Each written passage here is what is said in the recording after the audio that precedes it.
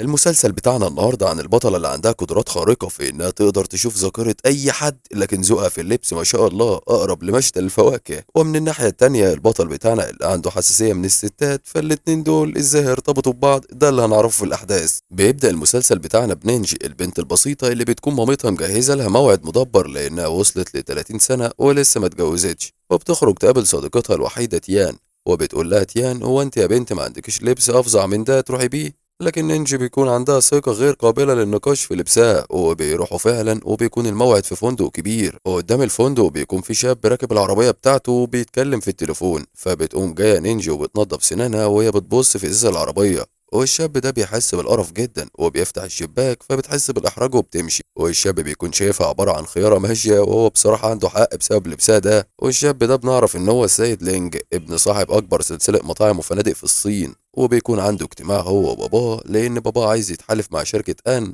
لكن لينج بيبقى متكبر جدا لأنه شايف إنهم المنافسين الوحيدين ليهم في السوق.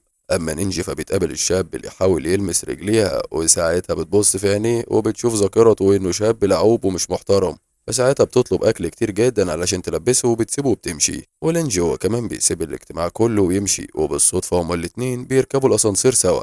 وفجأة الأسانسير بيتعطل ونينجي بتكون خايفة جدا لحد ما النور بيقطع، وبتقوم رايحة متشعبطة في رقبة لينج وبتفضل تصوت، لكن العمال بيفتحوا الباب وبيفضل يرجع، فهي بتمشي وما بتبقاش فاهمة هو ماله. ولينج باباه بيتصل بيه، وأول ما بيروح بيسأله عن الاجتماع، لكن لينجي بيقول إنهم لو عملوا فكرته بتاعت الخليج هتكون أفضل بكتير. والأب بيقول له خلاص خلينا نبقى نتناقش في الموضوع ده، وبيسأله لو مامته كلمته، لكن لينجي بيقول له لا، وبيكون واضح إن هو على علاقة سيئة بباباه ومامته. أما نينجي بقى بتروح من هنا تلاقي مامتها ماسكة لها المقشة وبتجري وراها وبتفضل تعايرها لان بقى عندها 30 سنه وكل اصحابها وبناتها اصحاب مامتها اتجوزوا وهي لا، ومحدش بينجدها غير جدها. لما بيجوا وبيفضلوا يقولوا لمامتها يا انت غيرتي تسريحه شعرك، فبتتبسط وبتسيبهم. ونينجي بتقعد في الحمام وهي لابسه فستان الفرح وبتتخيل اليوم اللي هتتجوز فيه، وكمان بتفتكر باباها، وبنعرف ان هو مات من زمان، ولكن هي عايزه شخص يحترمها ويحبها مش اي جوازه والسلام. وتاني يوم في الفندق اللينج بنشوف اكتر شخصين بيحترموا بعض في المسلسل كله، مديرة الاستقبال ليه ورئيس الطباخين وان. هو بيفضل يقول لها انها متعجرفة وهي بتقول له بس يا عجوز، لكن بتيجي نينجي وبنعرف ان هي اول يوم ليها في الشغل كشيف مساعد. واول ما بتبص في عينيه بتعرف ان هو بتقول للناس كلها ان عمرها 23 سنة وهي عمرها 33، والناس مغرورة جدا ونفسها تتجوز واحد غني. وان بيعرف الفريق على نينجي وبيفرحوا جدا بيها، وخصوصا نانا لانها بتكون البنت الوحيدة في الفريق. وسط ما نينجي قاعدة بتنظف بكل ضمير، في واحد بيقول للسيد لينج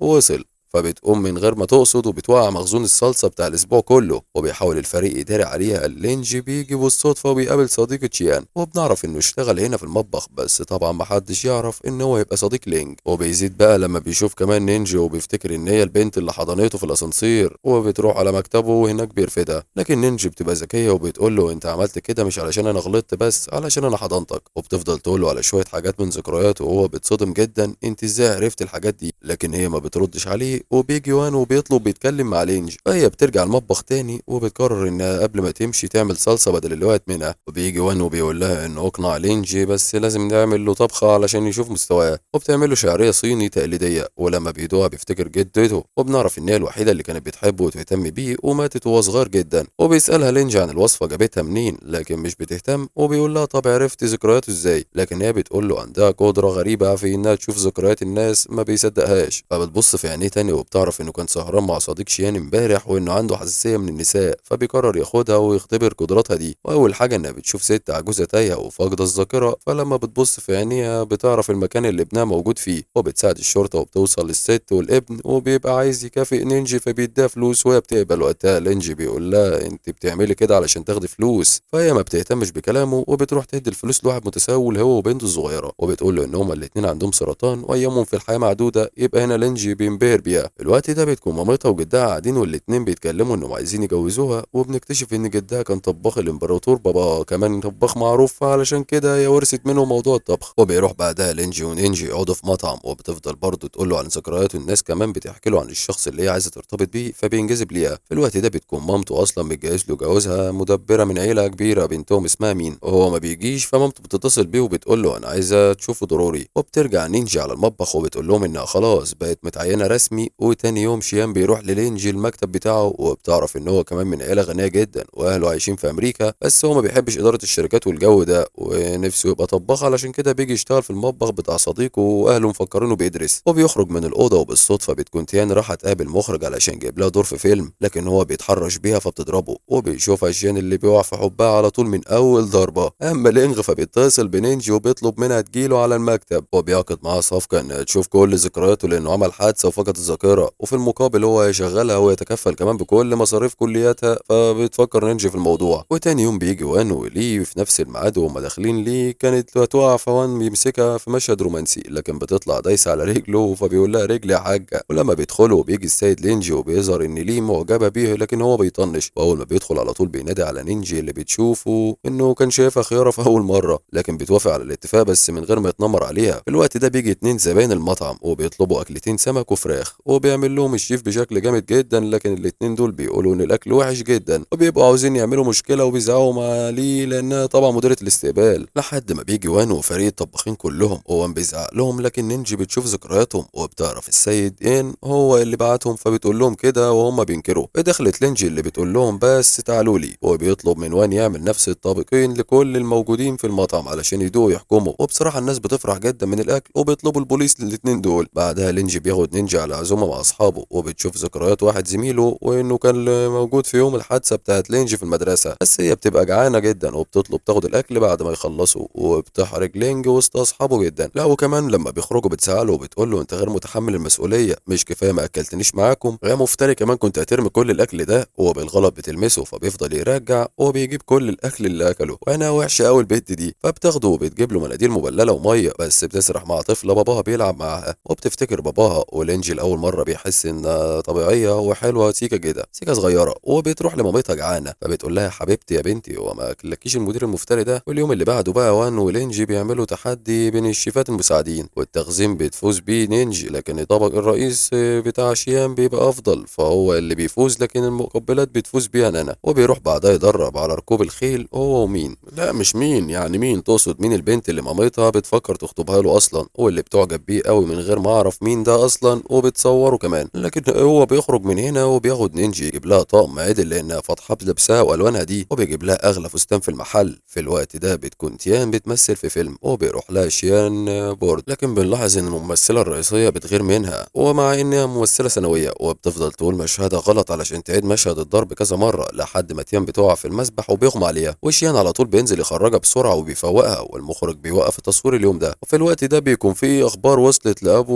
ولام لانج ان في بنت في حياته ورايح جاي معاها، وبيطلبوا يتحروا عنها. اما شيان فبيفضل مستني تيان بره الصيدليه علشان يتعرف عليها، بس هي من تعبها بيغمى عليها في الشارع، فبيشيلها وبيروح بيها على المستشفى، وبتيجي زميله ليها فبيسيبهم شيان وبيمشي. اما نينجي فبعد الخروج مع اصحابه فبتتخانق معاه لانه بيخليها تشوف ذكريات الناس بدون خصوصيه، وانه بيحاول يفتكر الماضي مع ان في ناس بتتمنى تنسى الماضي وبتقرر توقف شغل معاه وبتسيبه وبتمشي. اما لينجي بيتصل بنينجي لكن مش بترد، فبيقرر يطاردها، فهي بتدخل المترو وبيروح وراها، لكن الستات بيلمسوا فبيفضل يرجع، فبتصعب عليه وبتاخده وتمشي، وبيتفق معاها تروح له البيت علشان بلغوا العقد. وبيروح وبيفضل يتقاي وشيان بيتريق عليه ومش بيكون فاهم هو ليه متمسك بنينجي او كده، فلينجي بيقول له انه قاعد في بيته وكمان بيتريق. في الوقت ده بتكون مامة مين بتحاول اقناعها بالجواز من لين، لكن هي رافضه لانه معجب بلينجي اللي ما تعرفش انه لينجي. تاني يوم بتروح نينجي البيت لينجي اللي بتنبهر بيه وبجماله، وهو بيكون مستنيها اصلا وبيحاول يخليها ما تفسخش العقد، لكن هي بتصر، وكمان بتنزل بسرعه من على السلم، فبيحاول يروح وراها وبيدوس على الشبشب بتاعها فبيقعوا هما الاتنين من السلم، وهو من غير قصد بيحد ايديها ان انت بتعمل ايه. فنينجي بتتكسف وهو كمان بتقوم بسرعه وتمشي، لكن لينجي بيفتكر الماضي وانه كان في جنينه المدرسه وحد خبطه على دماغه، وكان في بنت عماله تقول له بكرهك يا لينجي، وبيقرر ان نينجي لازم تفضل جنبه. ونينجي بتكون خرجت وبتلاقي لينجي حتى بيجري عليها، فبتخاف وبتقول له عاوز ايه ابن المتحرشه ده، وبتجري منه، لكن بيوقفها وبيقول لها ان الماضي فعلا مهم بالنسبه ليه وانه ممكن يعمل لها اي حاجه بس بتوافق. في الوقت ده شيان بيروح لتيام الاستوديو مع وورد وبيطلب منها انهم يخرجوا ويتعشوا سوا،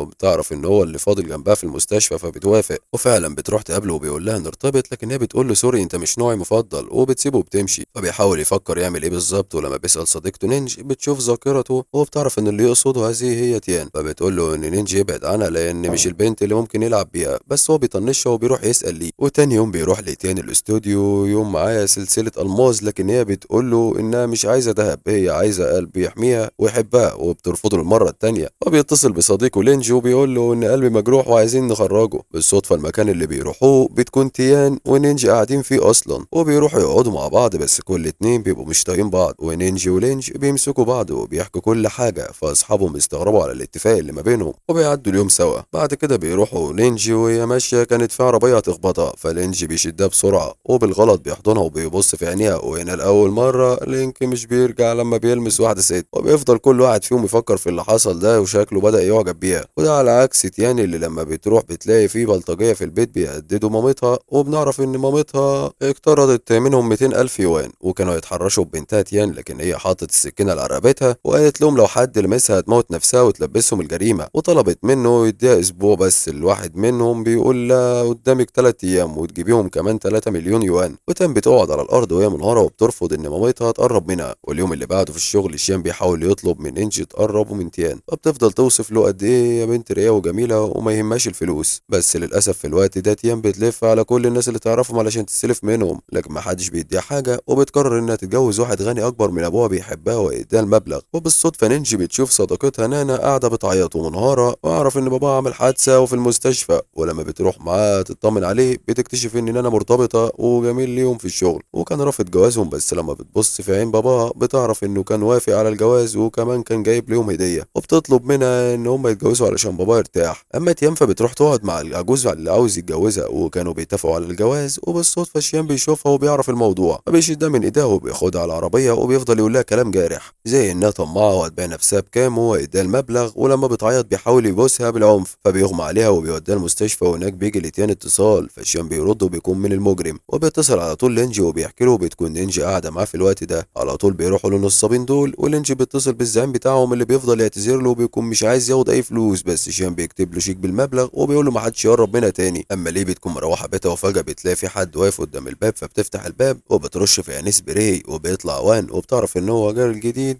فبتدخله الاول علشان عينيه، بس لما بتلاقيه عايز يبني بينهم صداقة بتطرده وبتقول له اعتبرنا مش جيران. اما هما بيروحوا يطمنوا على تيان وبيقرر شيان انه يفضل جنبها في المستشفى، ولينجي هو بيوصل نينجي وبيقول لها انه لما قرب منها افتكر حاجات من ذكرياته وهو مش عارف يعمل ايه، فبتقول له نعمل فرح، بس قبل ما يتفاجئ بيغمى عليها وبياخدها وبيعمل لها كل الفحوصات، بس هي بتكون دخلت جوه ذاكرته. وبنشوف لينك بعد الحادثه في المستشفى ودماغه مفتوحه وبيفوق من غيبوبته على صوت امه بتصوت لان بنتها بيكون في ايد البنت اسطوره لون احمر، وبتفوق نينجي وبتروح على البيت. وتاني يوم تيان كمان بتفوق وبتلاقي شيان معاها وبيعتذر منها وبيحكي لها كل اللي حصل، وبعدها بيعملوا فعلا فرح في الفندق، بس بيطلع فرح نانا وحبيبها وبيعملوا كل المراسم وهي بتقرب من باباها اللي بيكون اتصاب بشلل رباعي، لكن من فرحتها قدر يتحرك ايديه في مشهد مؤثر جدا. بعدها بيروح لينجي ونينجي يكملوا السهرة سوا وبيرقصوا وبيشربوا، وبيكون واضح ان بدأوا يعجبوا ببعض، بس مش دي المشكلة. المشكلة انهم بيفوقوا بيلاقوا نفسهم في حضن بعض بدون ملابس، وكمان شيان بيجي وبيقوموا يستخبوا في الحمام، ولكن لينجي بتكون نسيت تاخد هدومها الداخلية اللي بيكون شيان لقاها فبياخدها منه لينجي وبينزله تحت بسرعة، وبتنزل نينجي بسرعة علشان ما حدش يشوفها، لكن رئيس الخدم بيشوفها. وبتروح نينجي كالعادة بتلاقي مامتها مستنيها بالمقشة، بس المرة دي هي وجدها بيعملوا لها محضر بقى، انت كنت بايتة فين امبارح يا اللي ما تربيتيش، وبتقول لهم انها كانت نايمة عند واحد زميلها. الاتنين بيفرحوا قوي بس ما بتكملش الفرحة علشان بتصحح كلامها وبتقول لها قصد عند واحدة. في الوقت ده بيكون لينجي في قمة السعادة من اللي حصل وبيكون خلاص حب نينجي اول مرة يلمس واحدة بقى، وبيحاول يبعت لها رسالة وبيقول لها وحشتيني، بس بترد، لكن بيجي له اتصال من شيان وبيقول له يجي له، واول ما بيعرف ان نينجي معاه بيروح لهم، وبنعرف ان تيان راحت تقابل الراحل العجوز تاني، وبيتخيلوا نفسهم بقى بيضربوا وكده، لكن لينجي بياخدها علشان يقعدوا على ترابيزة ولسه بيطلع تليفونه علشان يعمل مكالمة. رسالة وحشتيني بتتبعت للينجي اللي مش بتاخد بالها وبتتصل بتيان فبتيجي تقعد معاهم، ولينجي بيتصل بناس وبيجوا زوجات الراجل العجوز، وبيطلع كل يومين يتجوز واحدة، والتاني مرة بتشكرهم تيان. ولينجي وهو بيوصل نينجي بيقول لها انه عاوز يتجوزها، لكن هي بتقول له انها صحيح مش فاكرة اول مرة ليها لكن مش مهم وهي هتتحمل المسؤولية، بس هو بيكون قصده انه معجب بيها اصلا. والاخبار بتوصل لباباه اللي بيفرح جدا ان ابنه اتعافى من المرض اللي عنده، وكمان بيفكر يجوز البنت اللي ما يعرفهاش اصلا، في الوقت ده بقى بيكون وان بيحاول يقرب من لي، بس هي بتقول له انت لو اخر واحد في العمارة انا عمري ما ابقى لطيفة معاه، وبتطلب منه المساعدة ابدا. ومجرد ما بتدخل البيت بتلاقي النور قاطع وبتضطر تروح لوان، وهو طبعا بيروح يساعدها وبيحاول يغير لها اللمبة، بس ليه بتشوف صرصار على الارض وبتخاف جدا فبتمسك فيه وبيقع من على السلم، وكمان دراعه بينكسر فبتروح تجبسه له، ولما بتحاول يطلب منها المساعدة انهم يتعشوا سوا فبتقفل الباب في وشه. وصيلة. بعد كام يوم بيكون مسابقة افضل شيف في الصين هتبدأ، وان بيطلب من المساعدين بتوعه ياخدوا بالهم لان لينج هيشارك. اما لينج فبيروح يتكلم معاه وبيقول له على المسابقة، بس هو بيكون دراعه مكسور، ولينج بيطلب منه يرشح واحد من المدربين بتوعه، وبيشوف ان لينج هي افضل شخص، وبيعرضوا عليها الامر وبيفضلوا يحمسوها لحد ما بتوافق. وبالليل لينج بياخدها المكان وبيطلع انه البيت السري اللي بيحب يقعد فيه، وبيبقى وقتها بيفكر انه عايز يحضنها، بس الخطة بتفشل لانه بيخبطها في دماغها، ونينج بتبقى متضايقة وبيحط لها تلج على دماغها. فبتسأله هو كان عايز يعمل ايه بالظبط، مش بيعرف يقول لها ايه. وفجأة النور بيقطع وهي بتنط في حضنه، وبيفضل يطبطب عليها علشان ما تخافش، وبتحكي له انها بتترعب من الضلمة، وده لانها كانت عامة اول ما اتولدت، وفضلت عامية لمدة 12 سنة لحد ما في شخص اتبرع لها بقرنيته وبقت بتشوفه من يوميها. وهي بتخاف من الضلمة علشان تحافظ على عينيها، وبتقوم بعدها علشان تطبخ له وبتعمل له رز لان مش بيبقى في حاجة في البيت. وقتها بيعترف لها لينج انه معجب بيها وبيبوسها علشان فبيحاول يبعت رسالة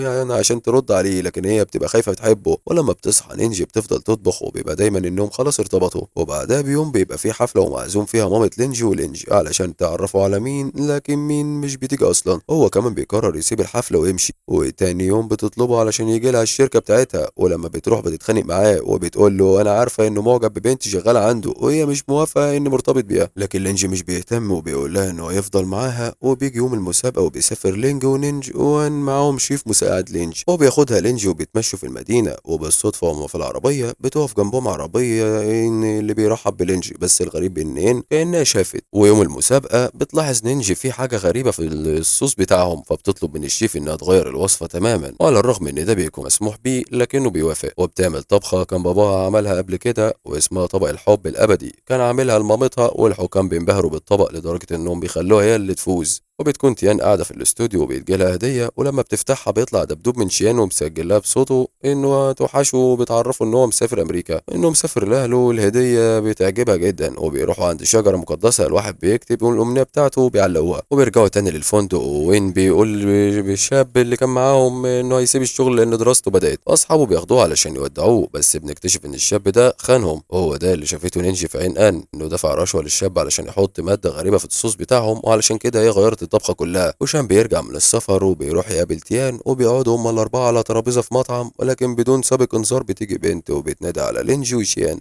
هما بيقولوا له إنها أنجل، وبنعرف إن هي كانت صديقتهم أيام المدرسة وكانت عايشة في أمريكا. والبنات بيتضايقوا جدا وبيطلبوا منهم يتخلصوا منها، وبيروحوا على البيت وبيقفلوا الباب في وشهم. في الوقت ده مين بتتصل بأخوها اللي بنكتشف إنه الممثل اللي بيمثل قصاد تيان في الفيلم، وبنكتشف كمان إن في حب حياته، وبيكون معاه صورتها، وبيتصل بواحد علشان يعرف منه ولقاها ولا لا. اما ليه فبتعمل اكل لوان ومش بيعجبه الاكل بتاعها، فبتقول له بقول لك ايه، انت دراعك مكسور ما تخلينيش اكسر لك التاني. في الوقت ده بتروح انجل لبيت لينج وبتقول انها تعيش معاه، وهو وشيان طبعا مش بيقدروا يقولوا حاجه لانهم صديقتهم من زمان. وبنعرف ان مامة لينج اصلا هي اللي بعتلها ترجع من امريكا. هما الاتنين بيقعدوا في الأوضة وكل واحد بيقول له دي حبيبتك انت، وبتسمعهم أنجل وبتعرف إنها ملهاش مكان في قلب لينج. أما لينج بيرجع له وجع صعب جدا في دماغه، فبياخد له مهدئات وبيفتكر نفس الحاجات اللي افتكرتها نينج عن الحادثة. ونينجي بتبقى متضايقة جدا بسبب الكلام اللي مامة لينجي قالت لها عليه. ومين بتكون في النادي بتاع الخيل وبتوري الصورة لواحد منهم علشان يعرف مين الشخص ده، لكن هو بيعرف الحصان وبيقول لها انه تبع السيد لينج. هي بتبقى بتضرب نفسها 100 جزمة لان اهلها بيتحايلوا عليها تتجوزه اصلا. وبترجع نينجي الشغل وبتروح تحضن لينج، بس ما بترضاش تقول له حاجة، وهو كمان بيحضنها لانه بيبقى خايف. وبيقول لها انه خايف انه يكون عمل حاجة غلط زمان وللاسف نسيها كده، هو عايز يستعيد ذكرياته باي شكل. وقتها نينجي بتدخل جوه ذاكرته وبتنام، وبتعرف ان لينجي كان ضحية ما كانش مذنب، لانه كان بيحاول ينقذ صديقته من مجموعة، لكن هم ضربوه على دماغه جامد وقالوا ارتجاج في المخ واغمى عليه. والبنت دي هي نفسها اللي ماتت في المستشفى وكانت لابسه الاسوره الحمراء. بتفوق نينجي وبتقول ان هو مش مذنب ولا حاجه. في الوقت ده بيجي اتصال لتيان وبتعرف ان مامتها تعبت وراحت المستشفى، لو هي خايفه جدا عليها هي وشيان، لكن الام لما بتفوق ما بتبقاش عايزه تشوفها وبتطردها من المستشفى. وتيان بتزعل جدا، لا وكمان بتقول لها ان مش هي امها الحقيقيه. وبالليل بنشوف ليه وهي بتطبخ له وبتعور نفسها، فوام بياخدها علشان يعالجها، وقتها بتحس يعني هي معجبة بيه جدا وبتبوسه. وهو كمان بيقول لها ان هو معجب بيها من زمان وبتتحول لعداوة الحب. وبيصحى وان تاني يوم بيلاقي ليه جنبه وهو بيكون مرتبط، بس هي بتبقى حاسة بسعادة رهيبة. اما انجل فبتقرر انها تسافر وبتودع لينج. مامة لينج وقتها بتحس ان كل حاجة بتتسحب من تحت ايديها، فبتروح تاني للينج وبتفضل تقول لها ان لو بتحب ابنها لازم تسيبه لانه يستاهل واحدة من مستوى اعلى منها. والكلام ده اللي بيخلي نينج تحس بالياس وتقرر تقضي يوم كامل لوحدها. وبيحاول لينج انه يوصل لها كتير بس ما بتردش عليه، لحد ما اخيرا بيشوفها في الشارع وبيركبها العربية معاه وبيحاول يطمنها انه يفضل جنبها. تاني يوم بتروح هي ومامتها وجدها يزوروا قبر باباها، بس هنا بنكتشف ان هي كان ليها اخت اكبر منها وماتت هي كمان في حادثة. اما الام فبتتكمل مع لينج وهو بيرفض، فهي بتقرر انها تتصرف، فبتعمل عشاء تاني العيلة مين، بس المرة دي مين بتروح بتتعامل معاها بكل ود. فبالليل لينج بيتصل بنينج وبيطلب منها تنزل تقابله، فعلا بتنزل تقعد معاه في العربية وبيحاول بيعتذر لها عن اللي مامته، لكن هي مش بتهتم قوي وبيروحها علشان يجيب لها برد. في الوقت ده بتكون ليه بتسأل وان هما يتجوزوا امتى، وهو بيتصدم شوية وهي بيبقى عندها طموحات وعايزة تتجوز وتخلف، وبيبقى واضح على وان انه مش حابب الفكرة، بس ما بيرضاش يزعلها ولا حتى بيعرف يقول لها اصلا.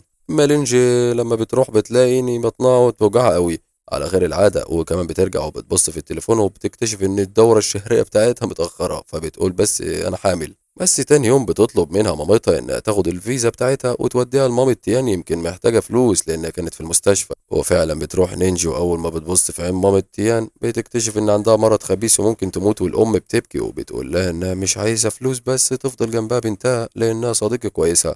بعدين انت بتروح مستشفى علشان تكشف على نفسها، وبتكون خايفة جدا انها تكون حامل، بس بتكتشف ان هم شوية برد عادي. ولما بتخرج من المستشفى بتفتكر كل حاجة، وان في يوم ده اصلا انهم ما عملوش اي حاجة، ولانهم كانوا سكرانين فلعبوا لعبة وخلعوا هدومهم. بس في الوقت ده بيجي اتصال للممثل من الشخص اللي كان كلمه قبل كده وقال له انا عارف مكان حبيبته فين، والممثل ده بيروح على نينجي، ما بيخبط بيجيله اتصال من المخرج وبيضطر يمشي. وفي الشغل نينجي بيطلب من نينجي تيجي معاه، وهي بتكون مفكرة ان هيبوسها وكده، بس هو ما بيعملش كده. بعدها بيجي اتصال لتيان ان مامتها في المستشفى، ولما بتدخل المستشفى وهي منهارة الممرضة بتقول لها ان الست اللي كانت هنا ماتت خلاص. وبتخرج وهي منهارة وفجأة بتسمع صوت مامتها جاية بتبكي وبتسأل عليها، وبنعرف ان دي كانت خطة اصلا من شين والانجي ونينجي، والام وبنتها بيتصالحوا اخيرا. ما بيعرف ان باباها كان غني جدا، بس لانه حمار جاي خسر كل فلوسه، ومامتها هي اللي ربتها بعد ما باباها مات وما سابش غير ديون. وبتفضل الام في مستشفى علشان تتعالج، وبتكون الاجواء لحد ما بقت كويسة.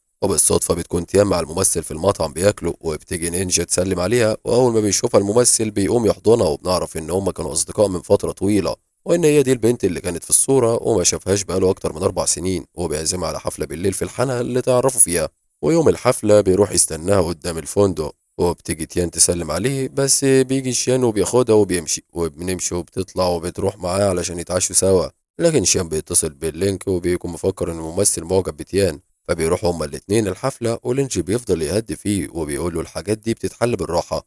أول ما بيلاقي إن لينجي هي اللي قاعدة معاه، وكمان الممثل بيقول قدام الناس كلها إنها حبيبته، بيهجموا عليهم الاتنين وبيفضلوا يضربوا فيه. وبنشوفهم هما الأربعة هما قاعدين مع بعض، وتيام بيسألهم إيه اللي حصل، فنينجي بتحكي لها اللي حصل، لكن هي قالت الممثل إنها بتحب لينج، والبنات بيقولوا لهم انهم لازم يعدلوا في سلوكهم وبيسيبوهم يمشوا، وهم متضايقين، وبيفضل هما الاتنين مستنيين البنات يرنوا عليهم، بس هما مش بيرنوا لان اصلا بيكونوا مشغولين مع مامة تيام لانها بتعمل عملية، وبتعملها وبتطلع سليمة، وبيكون ورم حميد وبيشيلوه. ولما بتفوق مامة نينجي بتقول لها انها تعيش معاهم علشان لانها لسه خارجة من المستشفى ومحتاجة رعاية. وتاني يوم بقى الشباب بيجهزوا نفسهم وبيروحوا هما الاتنين ومعاهم الهدايا علشان يتقدموا للبنات. وطبعا اهل نينجي مش بيبقوا عارفين انها مرتبطة اصلا، لكن بيفرحوا لبنتهم وجالها عريس، بس بيركب له وش الخشب شوية الاول.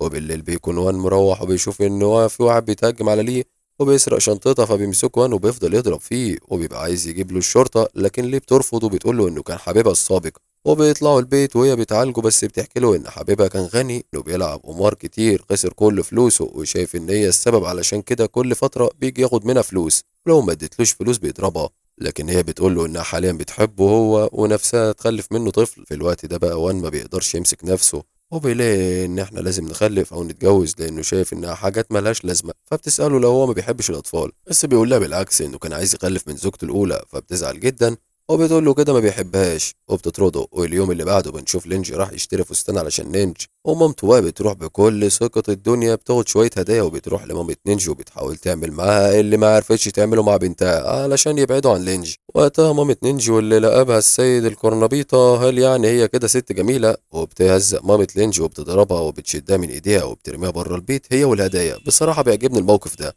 والجد كمان لما بيجي وبيعرف اللي حصل بيمسك الضبانجة بتاعته وبيبقى عايز يروح يموتها، بس هي مشيت خلاص. بعدها بنشوف لي ووان مروحين سوا وبتخرج وراهم نينج. وقتها بتشوف حبيب لي القديم وبتشوف في عينيه انه يتفق على شوية بلطجية علشان يضربوا وان، وبتحاول تتصل بلينج وبس تليفونه بيبقى مشغول لان مامته بتصل بيه وبتقول له يروح لها. وبالصدفة مين بتكون راحت تتكلم مع نينج وبتشوفها وهي بتجري فبتجري وراها. والحرامية بيهجموا على وان اللي يحاول يقاوم بس هما بيكونوا عددهم كبير، ونينجي بتتدخل وبيضربوها وبيغمى عليها وبتنخطف هي كمان. لكن ليه بتقدر تهرب ومين بتشوف كل حاجة وبتصور نمرة العربية وبتتصل بأخوها بسرعة. وفي الوقت ده مين بتجري على الشركة، وأول ما بتقابل لينجي بتحكي له على اللي حصل. وكمان تيان وشيان بيروحوا هما الأربعة على اسم الشرطة. وبالصدفة هما خارجين مين بتقابل لينجي وبتوري له رقم العربية وبتحكي له على اللي حصل. في الوقت ده بيكون المجرمين بيحاولوا يعتدوا على لينج لكن وان بيفك نفسه وبيدخل معاهم في اشتباك. فواحد فيهم بيضرب وان بالسكينة والتاني بيضرب نينج جامد في دماغه. ولما بيجي زعيم العصابة بيسيب المسؤولية كلها لحبيب ليه وبيمشي. وتاني يوم بيجي الشرطة وبيجوا أصحابهم وودوهم مع المستشفى. وان بيبقى كويس لكن نينجا بتبقى خبطة قوية جدا على دماغها لدرجة إنها بتشوف أبوها وأختها في الحلم وبتبقى عايزة تموت معاهم، بس الأب بيقول لها إن أكيد في ناس محتاجينها لسه. وفعلا هي بتحس إن لسه في حد في حياتها وبتفضل تفتكر هو مين لحد ما بتعرف إنه لينج. فبتفوق أخيرا وبيفضل لينج معاها. وبتخرج نينج من المستشفى ولينج بيروح معاها البيت. وهناك الأم والجد بيقولوا له معلش إحنا لازم نطمن على بنتنا معاك، وهو بيقول لهم اللي انتم عايزينه وأنا هعمله. ويا ريته ما قال كده، بيمرمطوه حرفيا في تنظيف البيت حتى تنظيف الحمامات. ويا عيني بيتعب جدا وبينام على الكنبة بره عندهم في البيت. وبيقوم بيطمن على نينجي وبيسألها هي فعلا ليها أخت كبيرة ميتة. ونينجي بتقول له أيوه، وبتحكي له إن أختها كانت أكبر منها ب4 سنين وقد إيه هما كانوا أصدقاء جدا، بس فجأة وبدون مقدمات أختها بترمي نفسها من فوق مبنى عالي وبتنتحر. وبتكون سايبة جواب وكاتبة فيه إنهم هياخدوا عينيها ويحطوها لأختها نينجي. فلينجي بيزعل جدا وبيطمنها. وتاني يوم بيصحوا يلاقوا بيعمل الأكل ولابس مريالة المطبخ، والباب بيخبط وبيروح يفتح بيلاقيه بابا. هي دي الكثفة اللي انت فيها يا حازم. وبيقعد مع أهل نينجي بس نينجي بيجيله اتصال من الشركة فبيروح يشوف فيه ايه، وبيطلع إن في مصيبة وفي واحد متصاب بتسمم والدنيا مقلوبة عليهم. ومش كده وبس، كمان الأخبار انتشرت للناس كلها وأخو الشخص اللي جاله تسمم جمع الصحافة قدام الفندق وعمل لهم فضيحة. ووالد لينجي بيجي له الشركة وبيقول له سيبك من كل ده، أنا حددت ميعاد فرحك خلاص وهيكون الشهر الجاي. والله يا عبد الرايق وزي الفل. وبيقول له يجهز المبررات الكافية بتاعته قدام مجلس الإدارة. وده بيروح الأب الشركة عند طليقته وبيقول لها إنه كتب لها نص أسهم وشركته، لكن هي ما بتهتمش وبتقول له إن عندها فلوس تكفيها مش عايزة منه حاجة وكفاية اللي عمله فيها زمان. فبيمشي الأب وحزين بس يقول لها برضه إنه هيسيب الورقة ده علشانها. أما وانفا بيخرج من المستشفى علشان يشوف المصيبة اللي فيها المطعم بتاعه، ويزعق لكل الشيفات المساعدين وبيسألوا مين اللي حضر الوجبة، بس بيطلع إن الوجبة ما فيهاش مشكلة ومش بيبقوا عارفين فين المشكلة بالظبط. وخصوصا إن ما عادش ولا زبون بيجي المطعم، لكن بيجي أخبار إن في زبونين بره والكل بيفرح جدا وإن بنفسه هو اللي بيطبخ وبيطلع على طاقم الشيفات والاستقبال كلهم وبيشكروا الشخصين دول إن على الرغم من كل الإشاعات إنهم جم. والناس بيقولوا له إنهم زباين هنا من زمان وكمان بيصوروا فيديو لاحترام ستاف العمل اليوم. لكن وان بيقول الشباب السنة دي هيعملوا حاجة مميزة وإن هم يطبخوا أكل مجاني للناس الفقراء اللي بيتحمس للفكرة دي جدا. ومن ناحية تانية أخيرا لينجي بيقرر يحط إيده في إيد وان وهو بيعملوا اتفاق سوا. ده غير كمان إن في كاتب وناقد صحفي كبير بيكتب مقال وبيشكر فيه الفندق ومطعم لينجي. وبيبدأ الناس إن هم يجوا المطعم في ليلة رأس السنة وبتكون الأجواء جميلة جدا. ده غير كمان إن الجد بيجي علشان يساعدهم في الطبخ. وبعد شوية بيجي آن بنفسه لأول مرة للمطعم لينجي، لكن في جارسون بيوقع على الشوربة فليه بيعتذر له وبتاخد منه الجاكيت علشان تنضفه له. ومن هنا بتشوف إن شكلها بدأت تعجب بيه. وبيكون الأجواء جميلة جدا، وكمان مامة لينجي بتيجي وبيكون هو اللي عازمها لاحتفال راس السنة قدام الناس كلها. بيتقدم للينجي وبيتوافق وبيلبسها الخاتم. ممكن تكون جاية تحضر معاهم بس لما بتشوف المشهد ده بتلف ظهرها وبتمشي. وتاني يوم ونينجي ماشية في الشارع بتشوف طفل صغير لما بتمسك ايديه بتشوف الذاكرة بتاعته إنه كان في أطفال بيتنمروا عليه لكن هو بيغمى عليه. ولما بتفوق في المستشفى لينجي بيكون جنبها وبنعرف إن هي بعد الخط اللي خبطتها بقت أحيانا ممكن تشوف الذاكرة وأحيانا لأ. بعدها بيروحوا هما الاتنين ويزوروا والد لينجي، لكن لينجي ما بتبص في عينيه، بتعرف ان هو عنده مرض السرطان من الدرجة التالتة وبيموت، وانه اكتر حاجة ناقصة بيها ان مراته تبقى جنبه دلوقتي. وكده بعد ما بيخرجوا بتطلب من لينجي يوديها عند مامته، وبيروحوا مامته كانت هتطردها، لكن هي بتقول لها انها تعرف سر خطير لازم تقول لها عليه، وفعلا بيقعدوا على انفراد. بس في الوقت ده لينجي بيفتكر ليلة ما كان فيه مع نينجي، وبيكتشف ان ما حصلش بينهم اي حاجة. ونينجي بيحكي لها ان والد نينجي مريض بالسرطان، والام بتزعل جدا، وبتفضل الام قاعده مع نفسها وبتفتكر، وبنعرف ان هي طلبت الطلاق لانها شافته نايم جنب واحده تانية غيرها. وبعدها بتقعد هي ولينجي في مطعم، وبتقول له ان في حاجه مخبياها عليه، بس هو بيقول لها انا عارف، وهي بتكون قصدها على مرض ابوه، وهو بيكون قصده على اول ليله ليهم. فبتقول له انهم لازم يصلحوا الموضوع ده، وبتطلب منه يجهز لهم جناح كبير في فندق. ولما بتروح البيت بتقعد هي وصديقتها تيان، وبتقول لها ان هو ما خانهاش ولا حاجه، وانهم كانوا في حفله وفي حد حط له منوم، ولما طلع ينام في واحده قلعت هدومها ونامت جنبه، وهي كانت مسمعه الطلاق حتى ما قالتلوش السبب. وتاني يوم بتروح ليه علشان تودي الجاكيت بتاعه، وان بالصدفة بتشوف واحدة مش بتحبها، فبتدخل أول باب يقابلها وبيكون حمام رجالي، وبالصدفة بيكون ان جوه وهي بتحس بالإحراج وبتديله البدلة، فبيقول لها حضرتك احنا في حمام رجالي مستعجلة للدرجة دي؟ في الوقت ده بيحجز فعلا لينجي أوضة في الفندق، بس لما بيروح بابا ومامته هناك كل طموحاته بتنهار. واخيرا الاب والام بيقعدوا مع بعض وبيسترجعوا ذكرياتهم، وكل واحد بيستأسف للتاني وبيطلب منها انها تفضل معاه، لان حلمه انه يقضي اخر ايامه مع ابنه ومراته. في الوقت ده ليه بتعزم انا على العشاء علشان تعتذر له على الموقف السيء ده. اما الام فبتطلب من نينجي انها تطبخ معاها طبخه، وبيطبخوا وبيقعدوا ياكلوا مع الاربعه، وواضح ان علاقتهم بقت كويسه جدا. اما ليه فبتروح تتعشى مع ان، وبيكون في موسيقى شغاله، فبتقول له ان الموسيقى دي وراها قصه وبتحكيها له، وهو بيعجب بيها قوي بليه والقصه، وبعد كده بيوصلها للشغل تاني. وكمان بعدها بكام يوم بيعزمها على حفله وبتروح معاها وهي في كامل اناقتها.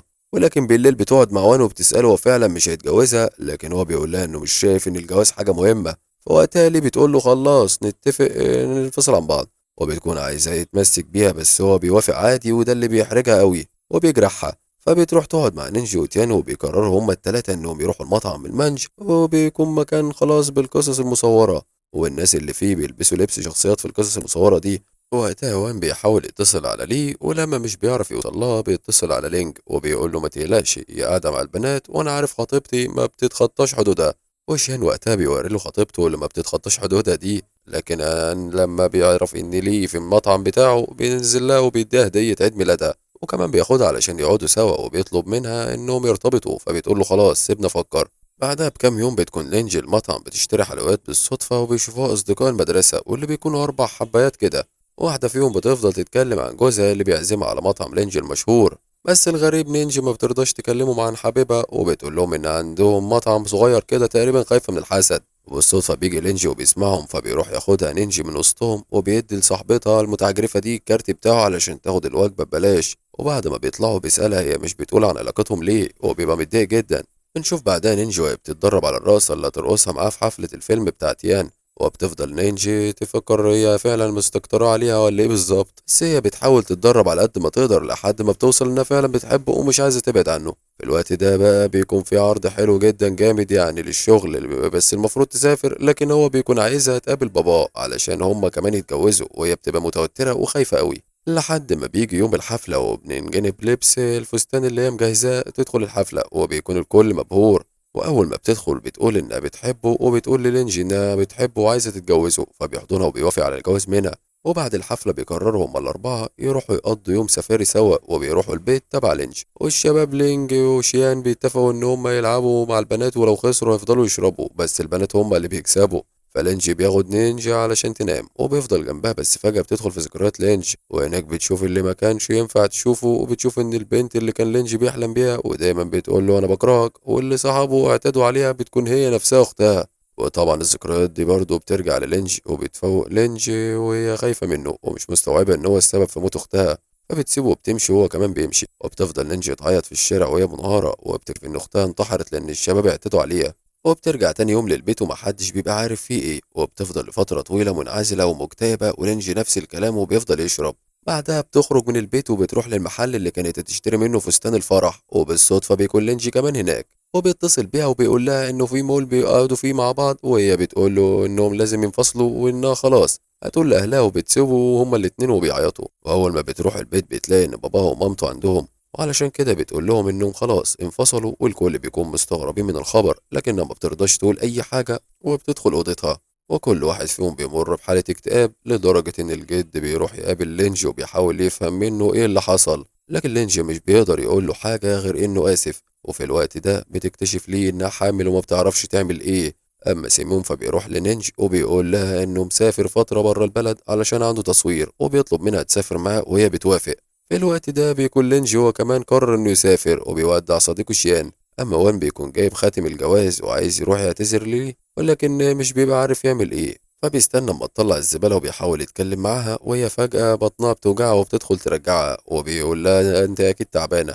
لكن ليه بتقول له إنه مش تعب، وبيكتشف إنها حامل وبيفرح جدا وبيطلع الخاتم من جيبه. فبتعيط وبتقول له أنت هتتجوزني علشان أنا حامل؟ قال لها أمال الخاتم ده أنا جايبه منين يعني؟ فبتقول له إنها ممكن توافق بس لو عمل لها جو رومانسي زي اللي لينجي عمله لنينجي، وهو القرر ده اللي جابه لورا بصراحة. وبيجي يوم السفر وهما اتنين بيسافروا في يوم واحد، ونينجي لما بتوصل البلد بتكون دي نفس البلد اللي حصل فيها مسابقة الطباخ العالمي. فبتتمشى في الشوارع وبتفتكر لينجي وكل ذكرياتهم سوا يا حزين. وفي يوم بتخرج مع سيمون وبيقفوا تحت جسر، فبيسألها هو انت لسه بتحب لينج؟ وقتها بتصرخ وبتقول انها ما عادتش بتحبه، لكن من جواها هي لسه بتحبه. بعدها بتروح تتمشى لوحدها والدنيا بتمطر، وفجأة وهي ماشية رجلها بتتكعبل، فبتلاقي اللي بيشدها وبياخدها من تحت المطر بيكون لينج، وبيديها الجاكيت بتاعه، لكن مش بيبقوا عارفين يقولوا ايه بعدها. وبيوصلها للفندق وبينسى الجاكيت بتاعه معاها. فبترجع علشان تديهوله، بس هو بيكون تعب جدا وبيغمى في حضنها. فبتخليه في اوضتها علشان تراعيه، وسيمون بيبقى واخد باله انها لسه بتحبه. اليوم اللي بعده على طول بتقرر نينجي انها ترجع تاني للصين. اما وان فبيعمل جو رومانسي ليه وبيطلب انها تبقى مراته، وهي بتفرح جدا وبتوافق على الجواز. وتيان اخيرا ما بتروح تقابل والد شيان، واللي بيكون باين عليه انه شخص صعب جدا، وبيكون النقاش بينهم حاد. وعلى الرغم انه بيكون رافض لان باباها كان بيلعب قمار، بس بيلاقي انها انسانة ذكية فبيوافق، لكن بشرط وهي انها تسيب التمثيل. وقتها شين هو اللي بيرفض وبيقول له ان دي حياتها، وبيكون عايز ياخدها وبيمشي، لكن تيان بتقول له استنى وانها ممكن فعلا تسيب التمثيل علشانه. فالاب بيقول له ان في مزايدة لو ما رسيتش عليهم بسعر قليل هيرفض الجواز خالص، وقدامك شهر واحد بس. اما نينجي وبتفضل تشرب لحد ما بتتعب جدا، وبتتخيل باباها قدامها واللي بينصحها تنسى الماضي، وان اكيد قدرها مش هيكون زي قدر اختها. وبيكون لينك قاعد في عربيته بعيد بيراقبها وعمال يعيط، وبياخدها يروحها وبيقول لها لا لا انهم كانوا سهرانين سوا، وبعد كده بيمشي. وبتفوق نينجي بتلاقي مامتها معاها بيفضلوا يتكلموا عن باباها، وانها في مره باباها غلط في حاجه وهي من غيرتها عليه فضلت مخصماه 6 شهور. لكن الام بتقول انها ندمت جدا لان باباها مات صغير، وانها لو رجعت بيها الزمن عمرها ابدا ما كانت هتزعل مني. بعد كده بنشوف شيان وهو في الشغل، واللي بيلاقي ملفات كتير قوي بيبقى لايص. اما نينجي لما بتفوق تاني يوم بتروح لبيت نينج، وبتقول له انه لسه في ذكريات هي ما شافتهاش، وان يمكن يحصل معجزة ويطلع ملوش ذنب في موت اختها، وساعتها هي ممكن تسامحه. وعلى الرغم من ان لينجي بيبقى خايف، بس هي بتمسك ايديه وفجأة بتدخل جوه ذكرياته. وهنا بتشوف كل حاجة من البداية، من أول ما لينجي دخل المدرسة وإن أختها كانت معجبة بيه جدا، لكن هو ما كانش واخد باله. وفي مرة شاف بنت كانت راكبة عجلة وفي واحد سرق شنطتها وهرب، فواقف العربية بتاعته وبتطلع البنت دي هي نينج، وبياخدها معاه وبيتكلموا، وبتكون لامضة جدا كمان بتكون مفكراه شخص كبير، وبتفضل تقول له يا عمو.